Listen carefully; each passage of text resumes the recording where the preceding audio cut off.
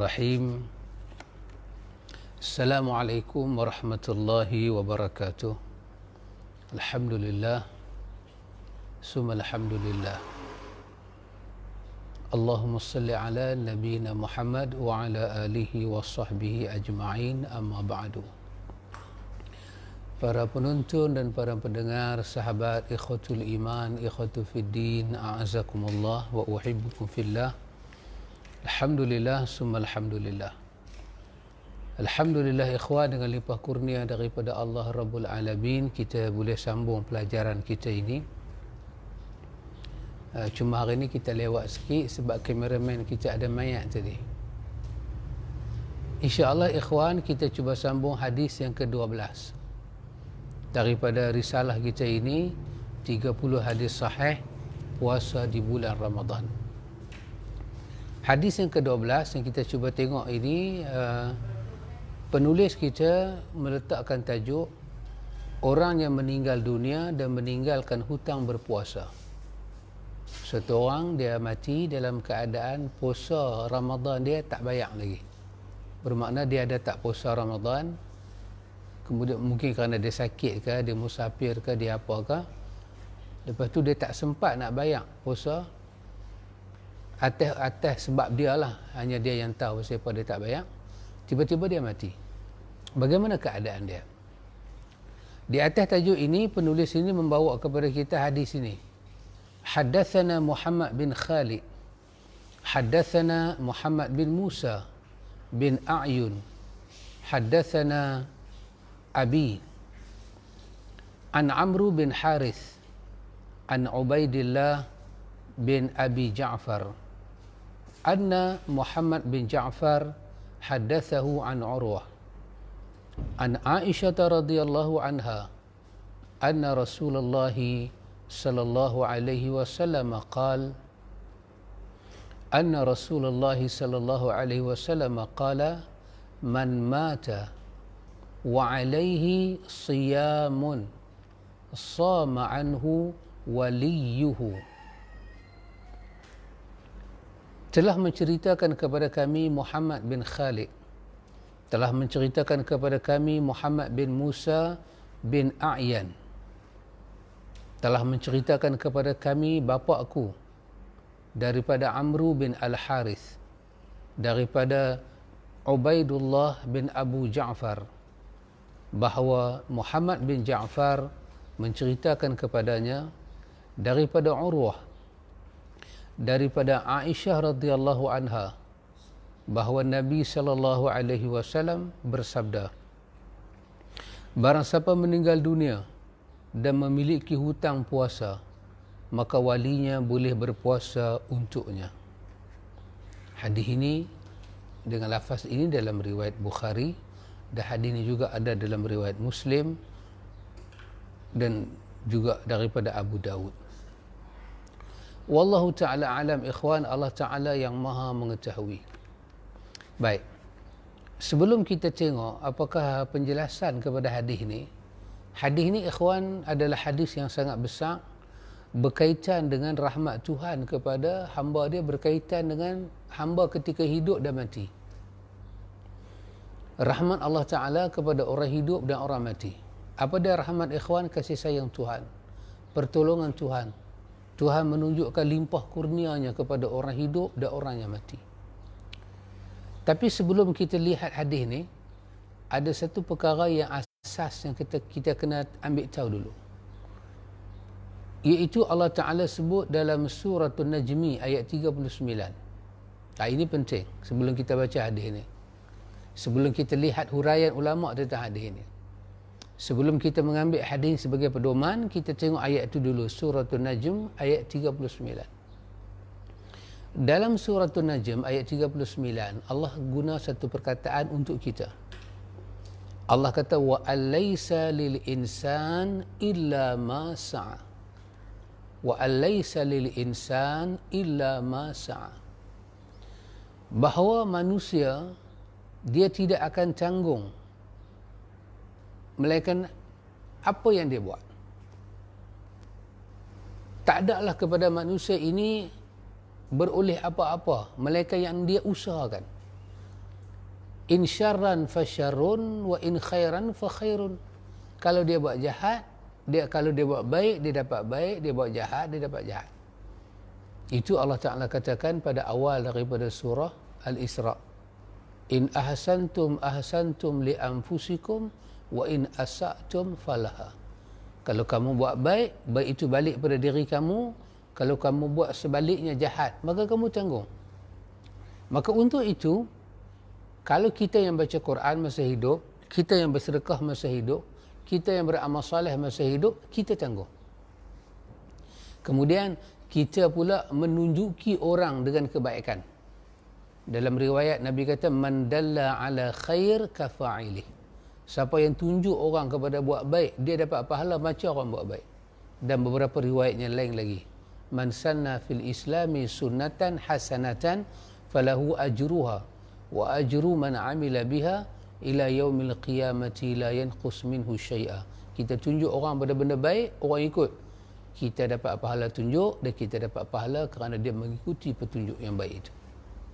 Itu semua ikhwan bermula dengan kita. Kita yang melakukan, kita yang berusaha, kita yang berbuat. Maka kita akan dapat apa yang kita buat. A baca Quran, A dapat pahala. Tapi kalau A baca Quran kerana B yang mengajar A baca Quran, maka A akan dapat pahala, B akan dapat pahala kerana dia menunjuk kebaikan. Dia yang menjadi guru pada Quran. A melakukan kebaikan kerana B yang mengajak dia pada kebaikan. Maka A dapat pahala, B pun dapat pahala. Itu adalah kaedah yang semua orang faham. Tetapi apabila kita mati, dia berbeza apabila kita mati. Apabila kita mati, kita tahu dalam hadis Bukhari, Nabi sebut pada kita, Nabi kata, "Idza mata ibnu Adam inqata'a amaluhu." Bila mati anak Adam, terputus amalan dia. Melainkan 3. 1, Nabi sebut sedekah jariah dia. 2, Nabi sebut ilmu yang bermanfaat, macam contoh tadi. Masa hidup, dia yang buat sedekah masa hidup. Maka bila dia mati, dia dapat pahala. Dia makanlah hasil dia. Dia makan saham. Dia makan pencen. Tapi sedekah tu siapa buat? Dia yang buat masa dia hidup. Bukan orang buat kat dia. Dia yang buat masa dia hidup. Ilmu yang bermanfaat. Ilmu dia yang kongsi dengan orang. Sampai orang dapat buat kebaikan. Kata para ulama, fanun nafi'. Fanun nafi'. Semua ilmu yang ada manfaat, ilmu akhirat ke, ilmu duniawi ke, tak kisah. Yang pentingnya dia, natijah dia manfaat. Ajak masak ke, ajak repair motor ke, ajak repair kipas sekalipun, ada orang dapat manfaat daripada itu. Dia dapat lepas dia mati. Tapi ilmu tu daripada dia masa dia hidup, dia kongsi. Dan yang ketiga, anak yang saleh yang dia mendoakan dia. Anak dia dididik anak dia, dia asuh anak dia ajak alif, ajak ba, ajak ta, ajak Quran, ajak muqaddam, ajak hukum hakam, ajak sembahyang, ajak puasa, ajak kebaikan. Bila anak ni besar, anak ni buat dan anak ni mendoakan bapa, maka bapa dapat. Bila mati anak Adam, terputus semua benda, melainkan ini sahaja, ikhwan. Baik, kenapa saya terangkan ini dulu? Sebab supaya kita tak salah faham dengan hadis yang akan kita baca. Nabi kata apa, ikhwan? Nabi kata, man mata, siapa yang mati, wa alaihi siyamun, ke atas dia ada tanggungan puasa. Ulama kata, bila dia mati, kemungkinan dia ada puasa Ramadan belum bayar. Kita panggil puasa qada Ramadan. Atau dia ada puasa nazar. Atau dia ada puasa kafarah. 3 jenis puasa ni dipanggil puasa wajib atau puasa dam. Kerana dia buat kesalahan dalam ihram, dia tak ada duit nak tebus dengan duit, maka dia diminta puasa 10 hari. Kemudian dia tak selesai, tak dapat selesai dalam tempoh tu, dia mati. Maka itu termasuk puasa wajib yang dia wajib bayar. Puasa dam, puasa kafarah, puasa nazar dan qada Ramadan. Ini 4 jenis puasa wajib. Dia mati, 1 daripada 4 tu ada ke atas diri dia, tak bayar lagi. Nabi kata sama anhu waliyuhu. Nabi kata hendaklah wali dia, keluarga dia, adik-beradik dia puasa pada dia. Siapa nak puasa pada dia? Adik-beradik dia. Maksud wali di sini apa dia? Wali ni bukan wali nikah, bapa dengan anak, tidak. Wali di sini maksud dia orang yang mendakwa diri dia ada kaitan saudara dengan si mati. Saya adik-beradik dia ni, kami ada hubungan darah ni. Bila orang tu mengaku lagu tu adik-beradik, mengaku kata si mati tu adik-beradik dia, maka dia berhaklah berpuasa kepada si mati. Baik, hadis ni ikhwan menjadi perbahasan para ulama. Yang pertama, ulama bahas perkataan Nabi dalam hadis ni, sama anhu waliyuhu. Sama anhu waliyuhu. Maka bila ini orang mati, dia ada bebanan puasa belum dia bayar, maka wali dia hendaklah puasa pada dia. Para ulama bincang apa? Perkataan sama alaihi waliyuhu ini perintah wajib dari Nabi ke ataupun hanya satu anjuran saja? Itu menjadi perbahasan para ulama. Baik, di atas itu ikhwan, di atas itu saya katakan para ulama, banyak para ulama di kalangan para ulama menyebut kata hazal amru lin nadm. Perintah di sini adalah perintah sunat, perintah kepada anjuran, la li ijabi indal jumhur, bukan perintah wajib di sisi jumhur. Ya, anda tengok Nabi kata sama, maka Nabi kata bolehlah berpuasa, hendaklah berpuasa anhu waliyuhu, wali dia puasa kat dia, boleh puasa.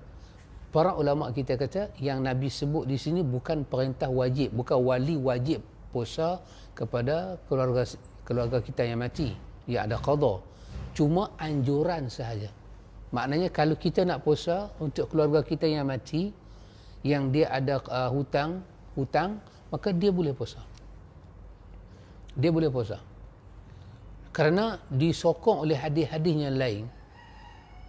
Abdullah bin Abbas saja cerita beberapa riwayat, sama ada dalam Bukhari ataupun Muslim, tentang ja'a rajulun ila Nabi sallallahu alaihi wasallam, tentang ada seorang lelaki datang kepada Nabi.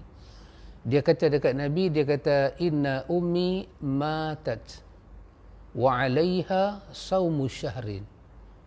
Ya Rasulullah, mak saya mati, dia ada puasa yang tak bayar lagi. Dia kata dekat Nabi, afa aqdihi anha, saya kena qada ke puasa dia? Nabi kata na'am. Nabi kata ya. Nabi kata fadainullahi ahaqqu an yuqda. Nabi kata hutang kepada Allah lebih berhak dibayar. Dan ada pula orang lain, dia datang, seorang wanita datang kepada Nabi, seorang imra'ah, dia datang pada Nabi, dia kata dekat Nabi, qalat imra'ah lin Nabi sallallahu alaihi wasallam, satu perempuan kata dekat Nabi, dia kata inna ukhti matat. Dia kata saudara saya mati. Macam mana saya nak buat? Dia ada hutang puasa. Nabi kita bayar. Itu hutang dengan Allah. Satu wanita pula datang pada Nabi, dia kata inna ummi matat, mak saya mati, ada hutang dengan Allah. Nabi kita bayar. Dan ada lagi beberapa riwayat yang menyebut. Maka di atas itu para ulama kata Nabi kata bayar, boleh bayar. Kalau nak bayar boleh bayar. Tetapi bukannya perintah wajib. Jadi kita ada bapa, kita ada mak mati, dia uzur, dia tak puasa Ramadan, kita pun tak dan bayar fidyah, kemudian dia mati. Kemudian kita duk bincang puasa dia ni macam mana. Kita sebagai anak ada 5-6 orang, kita nak tolong puasa dekat mak ayah kita, nak ganti puasa Ramadan dia, boleh tak boleh? Boleh berdasarkan hadis ni. Tetapi adakah puasa itu menjadi kewajipan pada kita? Tidak. Hanya perintah sunat sahaja. Para ulama ikhwan ke atas perkara ini, para ulama menjadi beberapa pandangan para ulama. Ikhtilaf ahlul ilmi fi man mata wa alaihi saumihi hal yasumu anhu waliyuhu ala thalathati aqwal.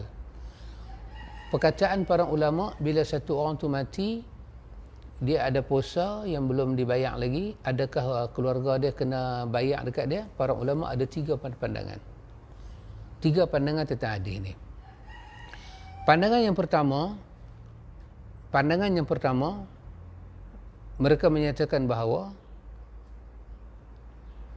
la yusamu anhu wala fi an-nadhar, la fi an-nadhar wala fil qada wala fil qada'i Ramadan. Ini pandangannya pertama, mereka kata tak payah. Walaupun hadis ni ada, hadis ni hanya anjuran saja, tak apa-apa. Tak payah. Hadis ni tak menyuruh dengan perbuatan wajib pun. Maka pandangannya pertama, dia kata tak payah puasa, walaupun puasa tu nazar, walaupun puasa tu puasa qada Ramadan, keluarga tidak ada kewajipan bayar. Pandangan ni pandangan siapa, ikhwan? Ini pandangan yang ada dalam mazhab Abu Hanifah dan ashab Abu Hanifah, dalam mazhab Imam Malik, dan ini pandangan yang zahir daripada Imam Syafi'i. Dia kata tak payah bayar. Sebab apa? Sebab ayat yang mula-mula kita baca tadi, 39 surah An-Najm. Wa alaysa lil insani illa ma sa'a. Manusia hanya tanggung apa yang dia usahakan. Dia dapat apa dia usahakan. Ini orang dia puasa, ini orang hidup tak puasa lah, tak apa. Tiba-tiba dia mati, tiba-tiba orang hidup pula dibeban dengan tanggungjawab. Ini tak masuk, sangat tidak masuk dengan fitrah. Kalau nak puasa boleh, tapi tidak ada kewajipan. Maka di atas itu Imam Abu Hanifah dan ashab dia, Imam Malik dan Imam Syafi'i mereka kata la yusama anhu la fi nazar wala fi qada'i Ramadan. Maka tak perlu puasa, biar pilih kat dia. Itu satu pandangan. Ada seorang ulama lain yang terkenal, itu Imam Nawawi. Imam Nawawi kata, walaupun Imam Syafi'i kata tak payah bayar, itu hal orang mati, dia dah mati, dia punya pasal. Tapi Imam Nawawi kata, dia kata ada pandangan kedua dalam mazhab Syafi'i. Iaitu pandangan kedua kata, yustahabu waliyuhu an yasuma anhu wa yasihhu saumuhu anhu wa yabra'u bihi al-maiti wa la yuhtaj ila ta'amihi anhu. Nawawi kata betul, Imam Syafi'i kata tak payah, tapi dia kata kalau kita lihat, dia kata kepada hadis itu sendiri, dia kata dia nak katalah, dia kata yang mukhtar, pandangan yang lebih terpilih, pandangan yang lebih kami yakin, kami beriktikad dengan dia, pandangan itu lebih sahih, yang telah pun disetujui oleh para muhaqqiq, para ahli peneliti hadis dan fiqh dalam mazhab Syafi'i, yang mereka itu menghimpunkan al-jami'una bainal fiqhi wal hadis, dia perhimpun di antara fiqh dan hadis. Pandangannya lebih kuat dalam mazhab Syafi'i, dia kata adalah pandangan yang menyatakan sunat kita qada kepada orang yang mati daripada keluarga kita yang dia masih ada hutang puasa. Dia kata sunat. Tapi tetap mereka tak kata wajib, dia berkata sunat. Maknanya bolehlah puasa untuk orang yang mati ini. Bahkan dia kata kalau kita puasa, dia kata wa yabra'u bihil mait. Mayat tu terlepas daripada kefarduan tu. Terlepas. Dan ini pandangan dia kata was sahih, dia kata wa hadzal qaul huwa sahih al-mukhtar. Dia kata inilah pandangan yang lebih sahih dan lebih yang terpilih berdasarkan hadis sahih itu. Jadi kita dapati pandangan pertama daripada kalangan ulama, Imam Abu Hanifah, Imam Malik, Imam Syafi'i, mereka berpandangan kata tak payah puasa. Dah mati-mati ya, selesai. Kalau dia tak puasa Ramadan itu kerana melalaikan, ada balasan Tuhan dekat dia. Kalau dia tak puasa Ramadan itu kerana dia uzur, Tuhan memaafkan dia. Maka kerja kita orang hidup apa dia? Mendoakan kepada Allah keampunan cukup. Tak payah hidup bayang-bayang apa. Tetapi Nawawi memberi pandangan yang kedua. Baik. Pandangan yang kedua yang dilontarkan oleh para ulama ialah pandangan yang dikeluarkan pandangan ini oleh mazhab Abu Thur, mazhab mazhab Abu Sur, Imam Ibnu Hazmin.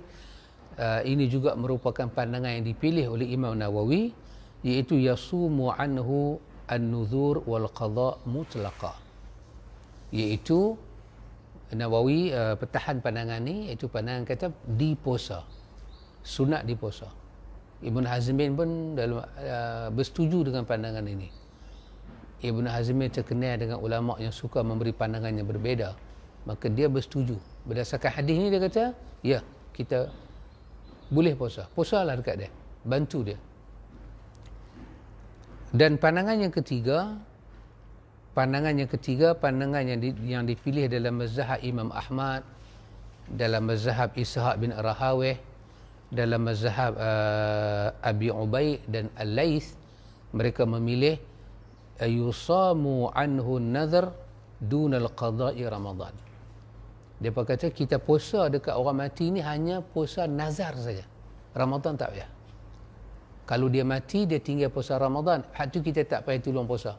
Yang kita nak tolong puasa kalau dia ada puasa nazar. Kenapa dia berkata demikian?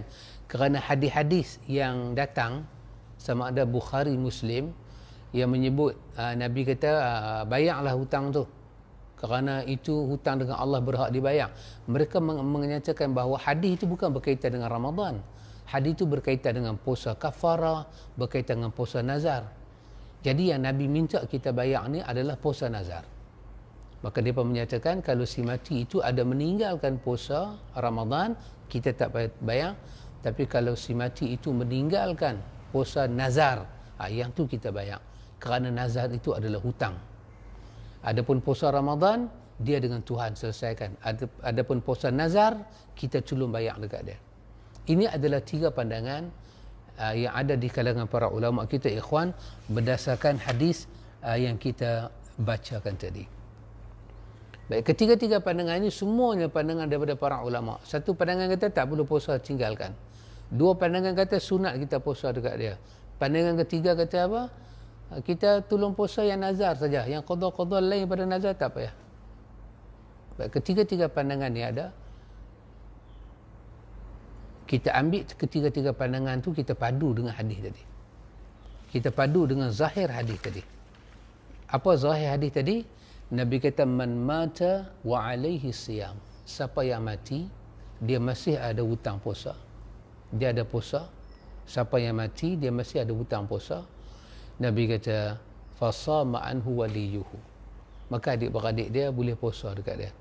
Maka berdasarkan zahir hadis, Nabi membenarkan orang hidup puasa untuk orang yang mati, yang puasa itu tak dan sempurna. Boleh. Itu berdasarkan qaul yang sahih, berdasarkan hadis ini. Maka bila ada orang nak puasa pada orang mati, kita tak boleh halang. Sebab puasa, semayang, ini adalah ibadat-ibadat yang tauqifiyah. Ibadat-ibadat yang memerlukan dalil, memerlukan sokongan daripada Nabi, memerlukan petunjuk daripada Nabi, memerlukan hadis yang sahih daripada Nabi. Maka di sini kita ada hadis Bukhari, ada hadis Muslim dan lainnya yang sahih, orang hidup boleh puasa pada orang mati.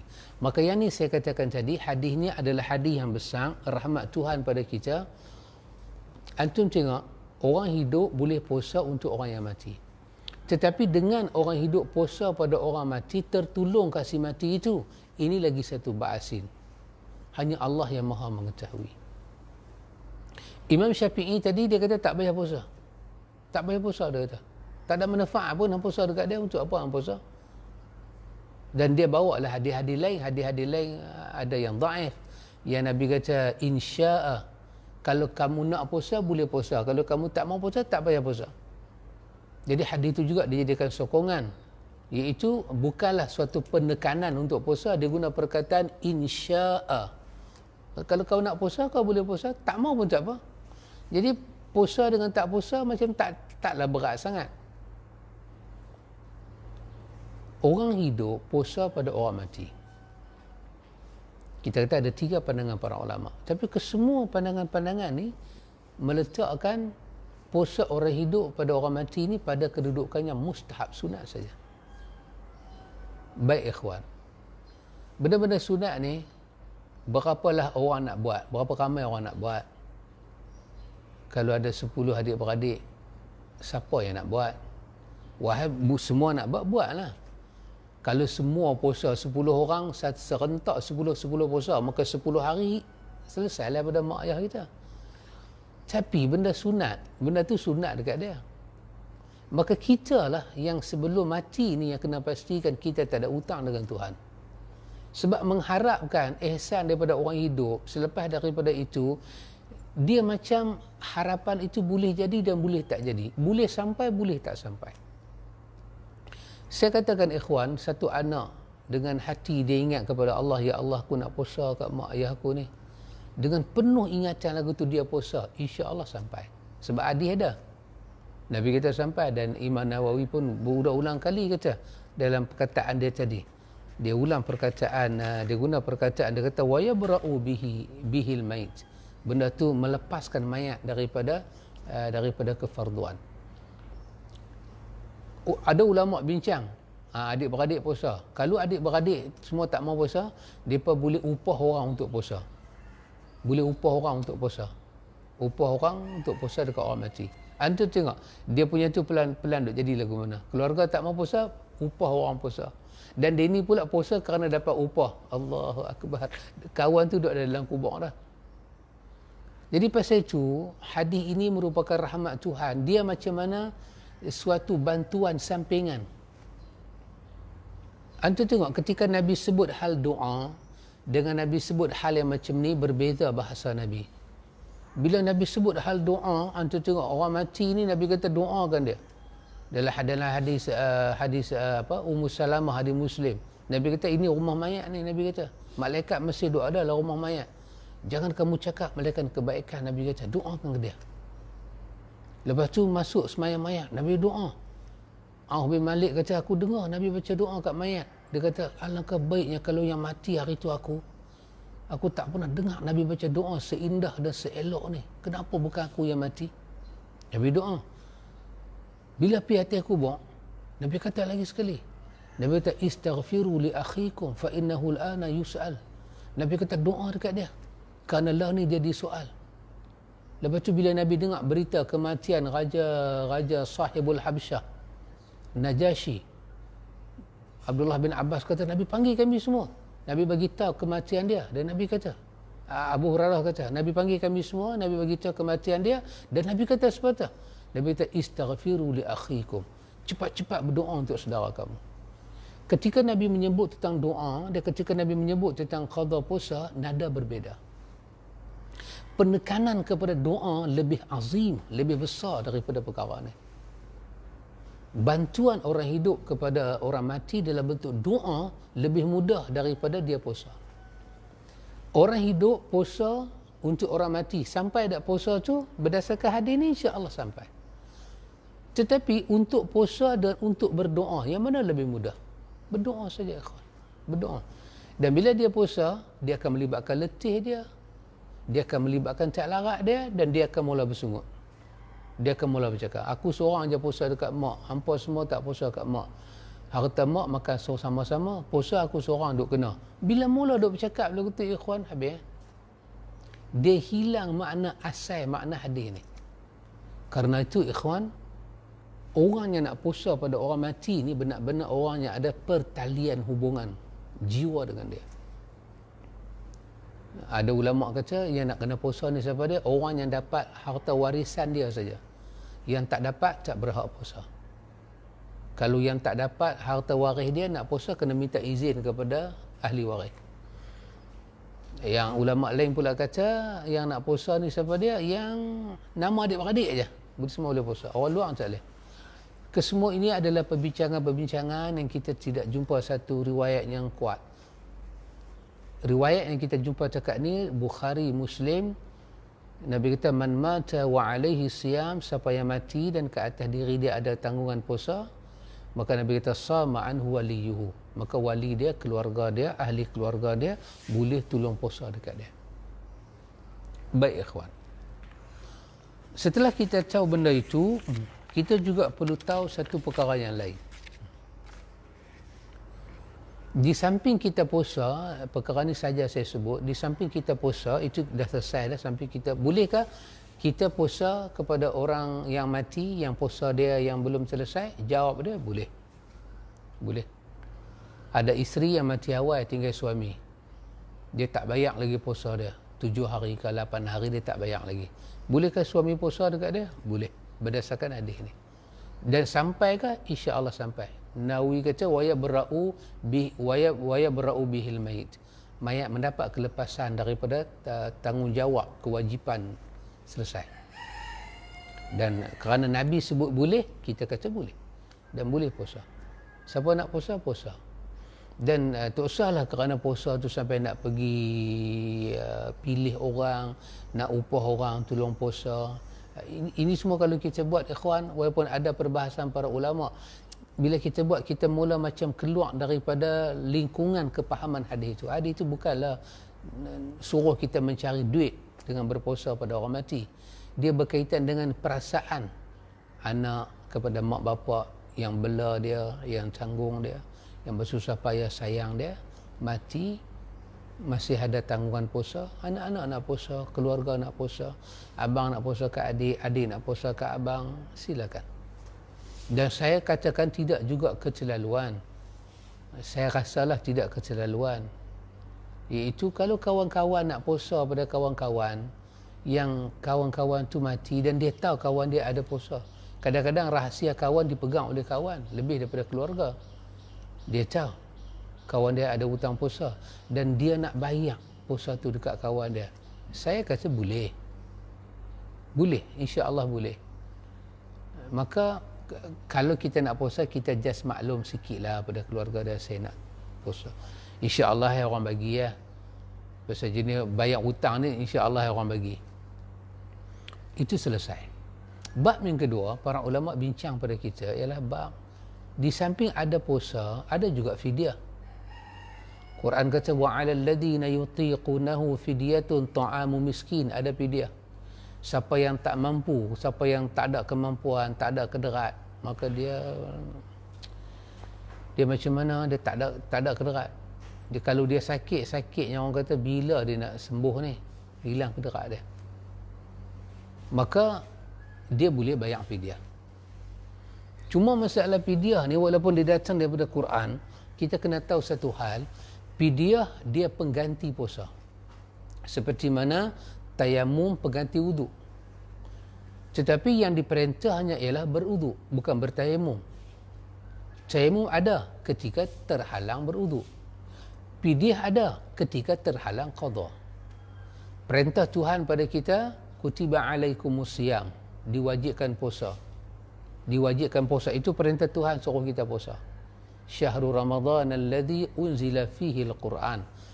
Bulan puasa dipilih, bulan Ramadan dipilih bulan untuk puasa dan diturunkan Quran. Jadi perintah Tuhan suruh puasa. Sekarang kita tak boleh puasa. Kenapa kita tak boleh puasa? Kerana kita sakit. Kerana apa? Kerana kita musafir. Maka Quran kata fa'iddah fi ayamin ukhar. Kamu ganti pada hari lain. Maka perintah Allah kepada orang yang tidak boleh berpuasa adalah ganti. Ganti puasa. Bila ganti puasa tak boleh, baru datang fidyah. So fidyah dia duduk yang terakhir, bukan duduk hak mula-mula, dia duduk yang terakhir. Maka para ulama mula berbincang tentang makna fidyah. Kalau dalam keluarga tu tak ada siapa nak puasa, kawan tu ada hutang dan duit pun dia tinggal, duit dia pun dia tinggal, semua tak mau puasa, semua tak mau puasa. Nak buat macam mana? Kalau ikut pandangan yang pertama, Imam Abu Hanifah, Imam Malik, Imam Syafi'i, happy, tak ada apa-apa. Tapi kalau ikut pandangan yang kedua, Nawawi kata sunat kita puasa. Tapi kalau tak ada jalan nak puasa, dalam mazhab Syafi'i dia ada pandangan yang kedua. Apa dia? Bila tak ada jalan nak puasa, tak boleh puasa, dia kata selesaikan dengan fidyah. Bayar fidyah. Bayar fidyah untuk si mati. Ikhwan, kita bila nak puasa pada orang mati atau kita nak bayar fidyah, kita cuba perhati sikit. Puasa yang mana kita nak fidyahkan, puasa yang mana kita nak bayar. Antum tahu, masa kita belajar kitab fiqh dulu, apakah syarat wajib puasa? Syarat ni bila ada, kawan tu wajib puasa. Apa dia? Islam. Pertama, dia orang Islam. Kedua, dia baligh. Ketiga, dia berakal. Keempat, dia berkuasa untuk puasa. Bila ada empat syarat ni, barulah ke atas dia wajib puasa. Dia Islam. Dia baligh. Dia berakal. Tapi dia termasuk orang yang tak ada kuasa. Terbayang, katalah dia kena lumpuh. Kena sakit lumpuh. Daripada Syaban dia kena sakit lumpuh sampai Ramadan. Jolok. Baik masuk ke hidung. Duk makan susu je ke hidung. Agak-agak dia tu ada kemampuan ke puasa.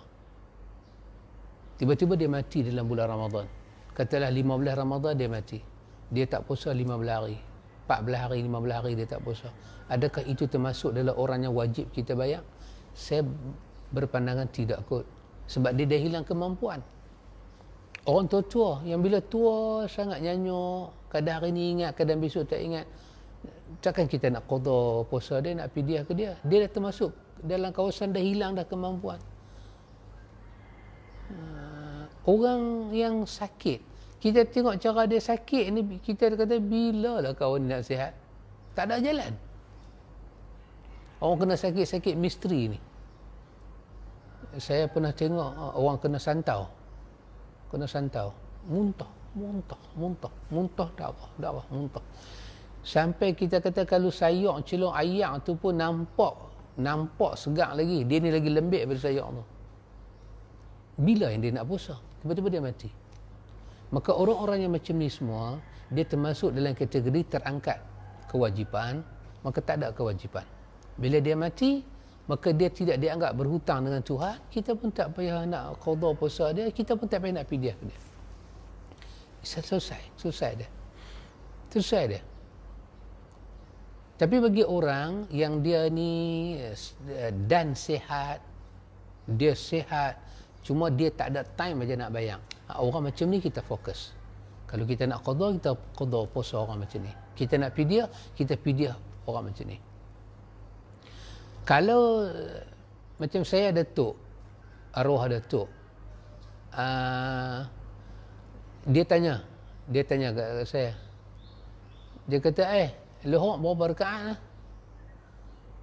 Dia kata Tok lupa ke lohok berapa rakaat? Lohok berapa rakaat pun dia tanya. Dia buat 4 rakaat, dia buat 4 rakaat. Dah habis dia buat 4 rakaat lohok, lebih kurang dalam 30 minit, 40 minit, dia tanya. Dia kata lohok masuk tak lagi? Kata tadi Tok sembahyang tu apa? Aku dah sembahyang ke? Orang lagu ni, kita tak payah kira lah pasal puasa. Tak payah kira lah pasal fidyah, tak payah kira lah pasal nak qada dah. Kalau dia meninggal pun, dia meninggal dalam keadaan tak dianggap berhutang. Sebab apa? Sebab kewajipan puasa tu dah hilang dah tak ada. Syarat dah tak ada. Syarat wajib puasa dah tak ada. Apa syarat wajib puasa? Islam, aqil, baligh, berkuasa. Maka dia di sini apa dia hilang? Dia hilang akal. Dan dia hilang kemampuan. Dua syarat tak ada. Tak ada lah kewajipan daripada nak puasa. Maka yang ni jangan masuk dalam kategori yang kita nak susah payah, nak pergi qada dekat dia, nak pergi fidyah dekat dia. Kita tumpu kepada yang memang mampu, cukup semua syarat. Cuma masa tak dan dia nak bayang. Dan dia ni memang ahli ibadat pun. Itu kita cari penumpuan. Macam kita kata, para ulama kita, mereka bercakap tentang wanita. Tentang wanita yang menyusu. Wanita yang mengandung. Dia menyusu. Alif salin dia menyusu.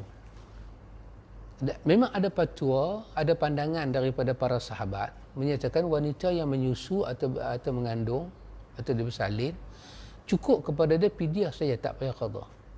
Kerana dia termasuk dalam ayat wa 'alal ladzina yutiqunahu fidyatun ta'amu miskin. Dia termasuk dalam ayat tu. Allah bagi kemudahan kat dia. Orang-orang yang ada juga orang ikhwan, dia ni tak puasa pasal apa? Pasal derhaka pada Allah. Dia memang derhaka pada Allah. Orang macam ni memang habislah masa dia. Sehingga orang macam ni, apa kita nak kata? Lebih baik kita ambil pandangan yang pertama lah, pandangan Imam Syafi'i. Biar pidah lah dia dengan Tuhan. Tapi kalau adik-beradik dia nak pidiah dekat dia, nak pidiah, kata dia memang tak puasa, dia saja tak puasa, kami nak bagi puas hati pidiah. Nak bagi puas hati pidiah, itu hak masing-masing. Pidiah, kalau kita ada duit, kita pidiah kat dia. Tapi kita kena ingat, dia saja tak sembahyang, dia saja tak puasa dan dia tidak bertaubat.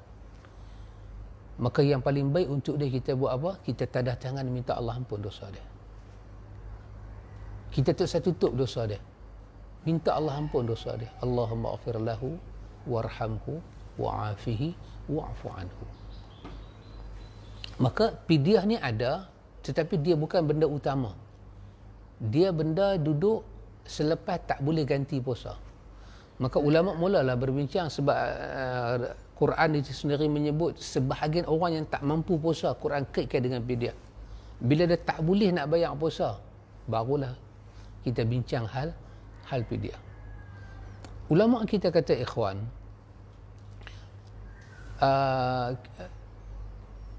satu orang dia tak puasa dan gastrik ataupun dah bertukar jadi ulcer teruk luka dalam perut. Puasa bila nak habis tu tak tahu, bila nak hilang sakit tu tak tahu. Maka ubat boleh hilang sat, tapi nak puasa boleh ke? Gastrik pun payah nak puasa, tambah ulcer, susah. Tapi dia umur dia ada, sihat dia ada, tak ada lah tanda dia nak mati. Maka dia nak qada tak boleh, pasal dia melibatkan tak makan tak minum, sedangkan dia ulcer, tak boleh. Perut kosong, asid makan perut dia lagi mudarat. Bila dia qada, lagi mudarat datang pada dia. Maka dia boleh masuk dalam kes orang yang difidyahkan. Fidyah. Hari dia tak puasa, dia bayar fidyah. Sebelum matahari turun, dia bayar fidyah untuk hari itu. Itu paling baik. Bermakna dia boleh buat lagu mana? Dia boleh cari orang miskin yang puasa, mai buka puasa di rumah dia. Tapi time ni tak boleh lah, kita kena perintah kawalan pergerakan. Lebih buat lagu tu, satu family dia angkat pergi duduk dalam. Kita tahu dia tak, panggil orang miskin, mai buka puasa, masak, hidangkan makanan pada orang miskin. Kita tak puasa hari ni, kita secupak untuk seorang, pidiah kita secupak untuk seorang. Kita panggil dia makan rumah kita, kita niatkanlah hati kita, ya Allah, ini pidiah saya bagi dia makan kenyang, mengenyangkan dia, pidiah untuk saya. Jangan bagi makan kurma ngayak halau dia balik, itu bukan pidiah. Kena makanan lah. Dia makan nasi, bukan makan nasi kosong, nasi dengan dia punya ingredient lah, ada lauk dia, makanan lah. Pasal itu dia katakan ta'amu miskin, makanan yang mengenyangkan orang miskin. Dan ada juga para ulama kata pidiah tu tak mesti dibayar hari itu, boleh dibayar bila-bila. Janji bayar sebelum bertemu Ramadan akan datang. Kalau nak bayar dalam bentuk bagi barang mentah pun boleh. Kita beli apa? Kita beli beras bagi kat dia. Tapi jangan beri beras kosong. Imam Abu Hanifah bagi ingat, jangan bagi beras kosong. Ini saya tak tahu, penyakit kita. Kita beri beras sekampit, kita kata ni pidiah saya. Pidiah ni ta'amu miskin, makanan. Jadi beras tu nak cakap apa ni, beras tu nak berdarah dengan apa mangkuk ni. Beras tu masak beras, masak jadi nasi. Nasi tu nak makan dengan apa? Jadi package kepada pidiah ni, kalau kita bagi beras, bagilah benda yang boleh dimakan. Apa dia? Ikan, sayur, telur, sardin ke, daging ke, ayam ke, itu dia punya package. Orang kita duk bawa beras tu 5 kampit. Beras je dia bagi, apa dia tak bagi? Dia kata ni pidiah, kepala otak pidiah. Jadi Abu Hanifah bagi ingat benda tu. Bila kita bagi pidiah, kena ada ziyadah kepada makanan ta'am tu. Beras, apa partner dia? Kalau kita kata beras ni dia boleh buat bubuk. Bubuk apa dia nak buat? Nak buat bubuk apa? Ini bulan puasa orang buat bubuk lambuk. Buah apa? Buah serai dengan halia. Orang buah udang sikit. Orang buah daging sikit. Kalau buat kat pakcik jangan buah udang lah. Buah daging saja. Pakcik tak makan daging. Pakcik tak makan udang. Buah daging saja. Jadi kawan tu dia bagi kita beras 5 kampit, ini pidiah saya. Dia pun alhamdulillah dia terima. Tapi nak makan dengan apa? Kita kata itu pandai-pandai hang. Tak, bukan pandai-pandai hang. Kita yang kena pandai memberi. Pidiah itu kita bagi kat dia dalam bentuk gandum ke, dalam bentuk selain daripada gandum ke, bagi kat dia. Kalau gandum kita bagi, kalau kita bagi kat dia gandum, kita bagi 1 mud. Kalau beras saya fikir 2 mud. 2 mud dalam 1,5 kilo lah lagu tu. Sebab gandum dengan beras dia tak sama. Gandum lebih berat daripada beras. Saya fikir 1 mud gandum dia sama 1 mud gandum. Saya tengok dekat Iraq dia timbang gandum 1 mud gandum dia sama dengan 0.75 kilo. Dia tak sampai 1 kilo. 1 mud. Tapi kalau dia ambil 1 mud gandum tu, dia tukar pada beras, dia jadi 2 mud. Kalau 0.75 kali 2, 1,5 kilo. 1,5 kilo. 700? 1,5 kilo. 1,5 kilo. 1,5 kilo beras, dia panggil 2 mud. Sama dengan 1 mud gandum. Gandum dia berat lagi. Jadi kalau kita nak imbang gandum, kawan tu bagi 1 mud gandum. Kita kata kita nak bagi sama dengan dia, kita kena bagi beras 1,5 kilo. 1,5 kilo beras baru sama dengan 1 mud gandum. Itu yang pernah saya tengok lah orang timbang kat Iraq. Jadi kita bagilah, kita secupak. Kita bagi 1 mud kat dia, pidiah kita. Anas bin Malik dia buat bagaimana? Dia ambil gandum, dia masak, bagi jadi roti, dia panggil orang pergi makan rumah dia. Dikala umur dia tua, Anas bin Malik Allah Ta'ala uji dia tak boleh puasa. Dia tua. Dia puasa, dia sakit. Dia tak boleh puasa Ramadan. Maka dalam riwayat Daruqutni kata, Anas bin Malik, dia bagi orang makan, dia 30 orang. Dia panggil 30 orang sekali main rumah dia, bagi makan, dia buat gandum tu, dia buat bagi jadi roti makanan dengan pekeh-pekeh makanan sekali, dia bagi dia semua makan dengan niat inilah pidiah dia kepada mereka. Dan para ulama kata boleh sah bagi lagu tu kerana ada riwayat daripada Anas bin Malik dia pernah buat demikian. Jadi ikhwan, dalam bulan puasa ni ramai juga orang bagi pidiah. Pidiah puasa kan.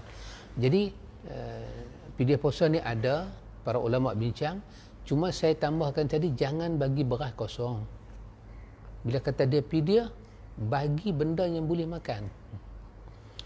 Sama dengan kita ni zakat fitrah. Ada orang zakat fitrah, dia nak bagi dengan beras. Dia kata ini fitrah dia. Awak bagi beras ke orang, apa tujuan dia? Supaya jadi fitrah awak, supaya orang tu boleh makan. Maka saya tanya, orang tu nak makan apa dengan beras tu?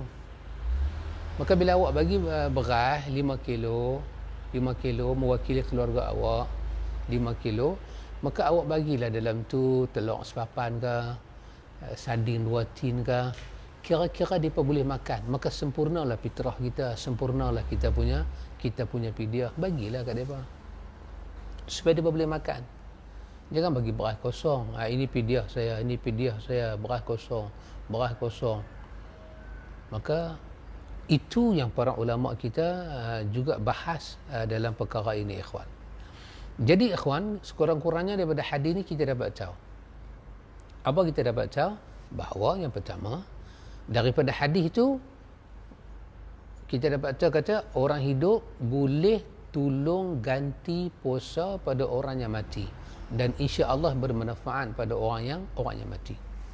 1. 2, kedudukan fidyah adalah kedudukan yang terakhir, pilihan yang terakhir. Kita disuruh puasa, lepas tu disuruh qada puasa. Tak boleh qada puasa, barulah kita fikir pasal fidyah. Dan kita kalau nak fidyah untuk orang mati, nak fidyah puasa untuk orang mati, nak qada puasa untuk orang mati, kita tengok dulu kondisi orang mati itu macam mana. Kalau dia termasuk dalam, kita kata tadi tak wajib pun puasa, maka tak adalah qada, tak adalah fidyah. Tapi kalau dia masuk dalam kategori, katalah dia aksiden, dia koma. Dia aksiden 4 hari dia koma di hospital dalam bulan Ramadan. Orang koma ni tak ada tuntutan wajib apa puasa ikhwan. Maka tak adalah fidyah kat dia. Pidiah pun tak ada, ganti puasa pun tak ada. Maka bagi orang tua, orang yang uzur pun tak tahu bila nak sihat, itu semua mesti kita pisahkan. Bukan kata dia tak puasa, semua itu kita kena pidiahkan, tidak. Itu kita kena bezakan perkara itu. Ikhwan, itu hadis yang kita baca, hadis yang itu hadis yang kita baca, dan itu hadis yang ke-12. Hadis yang ke-12. Dan kita cuba tengok hadis yang ke-13. Ada soalan tak? Ada. Dari satu-satu. Ustaz, adakah kalau kita terpus gambar yang kita sedekah atau bagi makan dikira riak dan takut, sedangkan niat kita hanya Tuhan yang tahu? Dan adakah jika di dalam gambar atau video ada gambar masyarakat yang tidak menutup aurat, maka adakah kita membuka aibnya? Ya. Ambil itu dulu. Wallahu ta'ala alam, Allah Ta'ala yang maha mengetahui. Kita buat apa kebaikan sekalipun, kita sedekah, kemudian kita tunjuk, kita ambil gambar, kita facebookkan dia. Baik, ini ikhwan, ini dua perkara yang berbeza. Satu, hal sedekah. Yang kedua, hal berkaitan dengan perubahan masa dan zaman.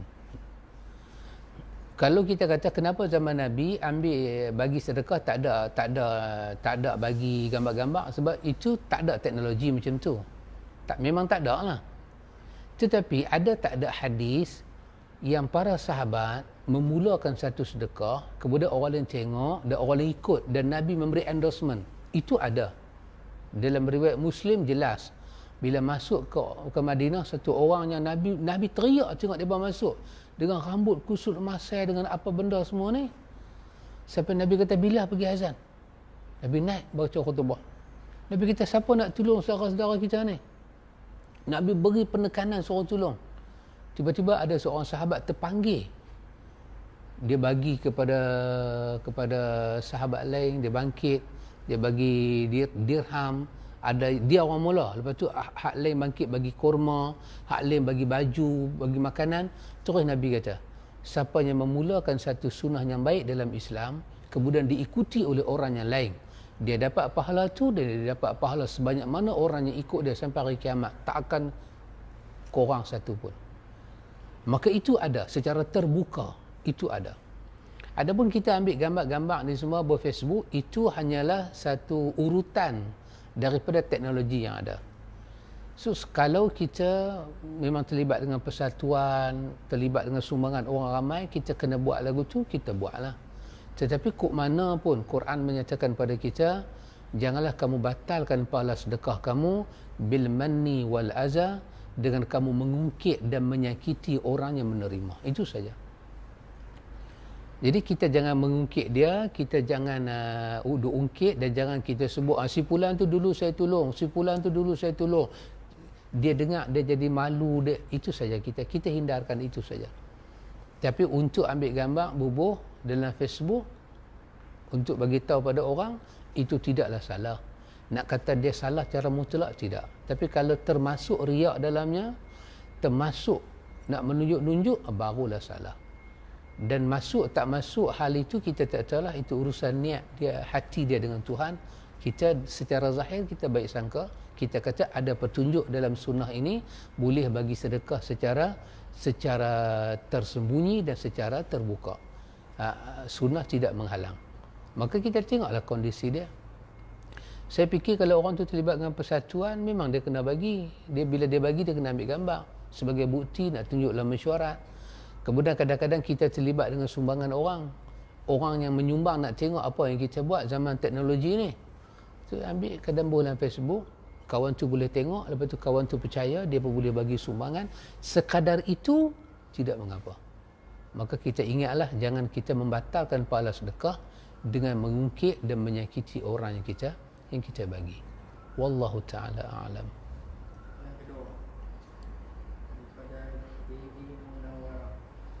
Mohon pencerahan Ustaz, sembahyang witir yang manakah lebih afdal, 3 rakaat 1 salam atau 2 rakaat campur 2 kali salam? Ya. Wallahu ta'ala alam, Allah Ta'ala maha mengetahui. Kedua-dua riwayat itu yang menyatakan Nabi sembahyang witir 3 rakaat 1 salam ada dan sahih. Dan riwayat yang menyatakan Nabi sembahyang witir 2 rakaat bagi salam dan bangkit lepas tu buat 1 rakaat juga riwayat yang sahih. Dua-dua ada. Dua-dua boleh buat. Cumanya kalau kita perhati kepada kedudukan hadis, kita akan dapati begini. Kita akan dapati begini. Kalau Nabi kita Muhammad, dia sembahyang 2 rakaat, 2 rakaat. Kalau Nabi sembahyang, kita kata Nabi sembahyang apa ini? Nabi sembahyang qiyam Ramadan, Nabi sembahyang tarawih, Nabi buat 2 rakaat. 2 rakaat bagi salam. Bangkit pula 2 rakaat bagi salam. Bangkit pula 2 rakaat bagi salam. Katalah Nabi buat demikian sampai 8 rakaat. Kalau sifat Nabi sembahyang begitu, biasanya witir Nabi, dia akan buat 2 rakaat bagi salam dan 1. Kalau sifat Nabi, Nabi sembahyang tarawih 4 rakaat 1 salam. 4 rakaat 1 salam. Memang ada hadis demikian. 4 rakaat 1 salam.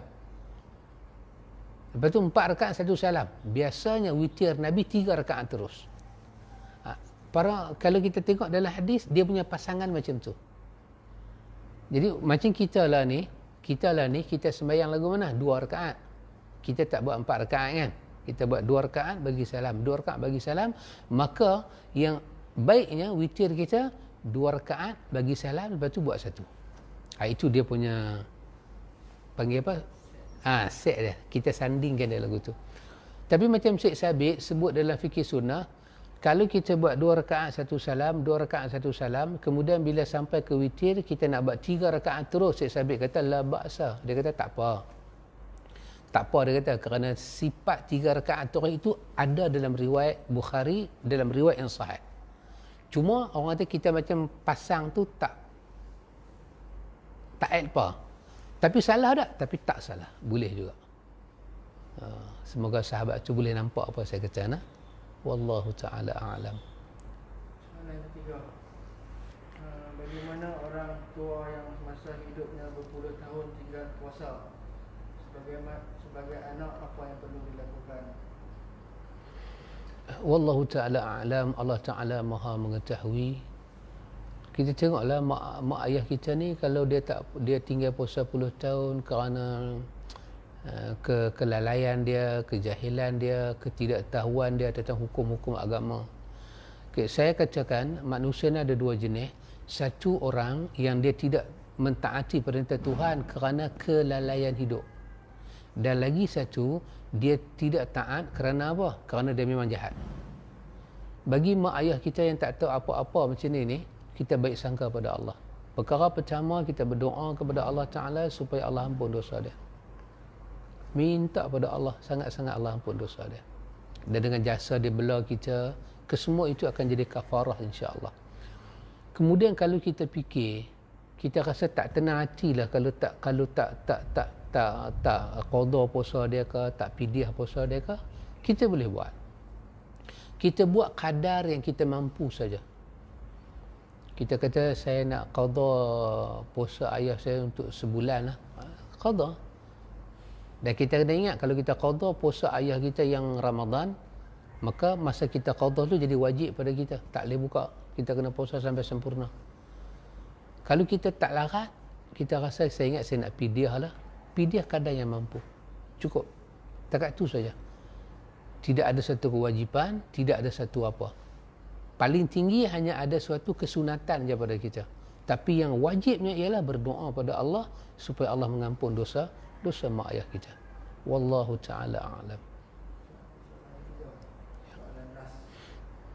Dalam membayar fidyah, memberi makan orang miskin adalah tuntutannya perlu diberi makan hanya sekali atau 2 kali. Maksud saya, kita beri makan pada waktu tengah hari, apakah pada malam harinya perlu diberi lagi? Wallahu ta'ala alam, Allah maha mengetahui. Kalau kita tengok kepada asar yang dibuat oleh sahabat Nabi seperti Anas, dia hanya bagi makan sekali je. Sekali makan yang kenyang. Cukup lah. Dengan set makanan tu. Bagi dia makan nasi, bagi dia makan kenyang-kenyang. Buah ayam ke, buah sayur ke, buah apa kat dia ke. Ataupun pesan lah. Pesan pekasam kat pakcik ke. Oh, bukan boleh cerita. Macam elok.